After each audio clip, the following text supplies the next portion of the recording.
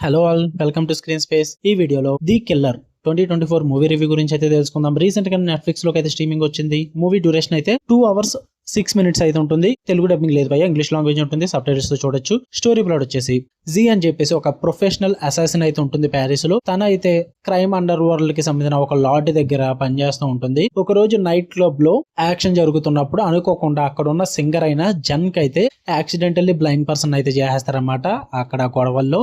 దాని తర్వాత ఏం జరిగింది అన్నదే మీరు ఈ మూవీలో చూస్తారు భయ్య. ఇక ఈ మూవీ విషయానికి వచ్చేస్తే ఫస్ట్ థింగ్స్ ఫస్ట్, నాకు అంతగా వర్కౌట్ అవ్వలేదు భయ్య. ఇది 1989 లో రిలీజ్ అయిన ది కిల్లర్ మూవీకి రీమేక్ అనమాట. ఇది మళ్ళీ దాన్నే ఇప్పుడు ఒక న్యూ సెటప్ అయితే తీసుకురావడం జరిగింది. But concept and screen play మొత్తం కూడా సేమ్ అదే.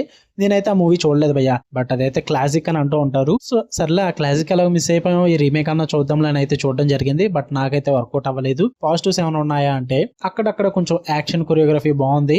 మెయిన్ గా జాన్ వూస్కర్ ఉన్నారు కాబట్టి కొంచెం ఆయన సిగ్నేచర్ స్టైల్, ఆ యాక్షన్ బ్లాక్స్, ఆ స్లో మోషన్ సీక్వెన్సెస్ బాగా ఫేమస్ కాబట్టి అవి కొంచెం క్లిక్ అవుతాయి అనమాట.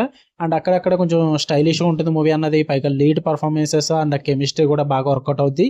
నతాలి ఎమాన్యుల్ అండ్ జాన్ వూస్కర్ ఇద్దరు పర్ఫార్మెన్సెస్ కూడా బాగా కనెక్ట్ అవుతాయి. టైం పాస్ ఏదో అలా అయిపోతూ ఉంటుంది భయ్య, మరి అంత సూపర్ గా లేకపోయినా మూవీ. ఇక నెగిటివ్స్ విషయానికి వచ్చేస్తే లెస్ ఎమోషనల్ ఇంపాక్ట్ భయ్య. అసలు ఎమోషనల్ ఇంపాక్ట్ లేదు అసలు. ఏదో వాళ్ళు ఏదో చూపిస్తున్నారు, మనం అలా చూస్తున్నాం అంతే. యాక్చువల్ గా ప్రాబ్లం ఏమొచ్చిందంటే మూవీకి, మీకు ఒరిజినల్ మూవీలో చూసుకుంటే ఈ జీ అనే క్యారెక్టర్ ఒక మేల్ పర్సన్ అయితే చేస్తారనమాట.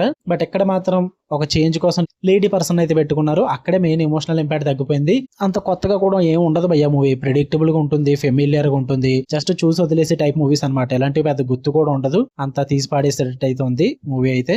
నాకు అంతగా వర్కౌట్ అవ్వలేదు. అండర్ డెవలప్డ్ క్యారెక్టర్స్ ఉంటాయి, అనవసరమైన వైలెన్స్ క్రియేట్ చేసుకుంటారు, దేనికి కూడా సరైన నేచురల్ ఫ్లో అయితే ఉండదు. నాకైతే వర్కౌట్ అవ్వలేదు. టైం పాస్ కి ఏం లేవు, చూద్దాం అనుకుంటే చూడండి. నెట్ఫ్లిక్స్ లో అయితే స్ట్రీమ్ అవుతుంది, తెలుగు డబ్బింగ్ అయితే లేదు. అండ్ ఫ్యామిలీతో చూడొచ్చు అంటే ఓవర్ ఇంటిమేషన్ సీన్స్, న్యూడిటీ లేదు, కానీ బూతులు ఉంటాయి అండ్ ఎక్స్పోజింగ్ సీన్స్ ఉంటాయి. లైక్ మీకు క్లబ్స్ లో గట్ట వెళ్ళినప్పుడు పోస్టర్ లో గట్ట మీకు కొన్ని పిక్చర్స్ గట్ట ఉంటాయి కదా, అవి చాలా ఇబ్బంది పడతాయి. కొన్ని ఎలా ఇబ్బంది పెట్టి సీన్స్ అయితే ఉన్నాయన్నమాట. 1-2 కాదు, గట్టిగానే ఉన్నాయి. మరి అవన్నీ పర్లేదు అనుకుంటే మీ ఇష్టం. మరి నేనైతే రికమెండ్ చేయను భయ్య, ఇండివిజువల్ గానే చూడమని చెప్తా. ఓకే, మీకు వీడియో నచ్చితే లైక్ చేయండి, షేర్ చేయండి. మళ్ళీ నెక్స్ట్ వీడియోలో కలుద్దాం. Until then love you all, bye.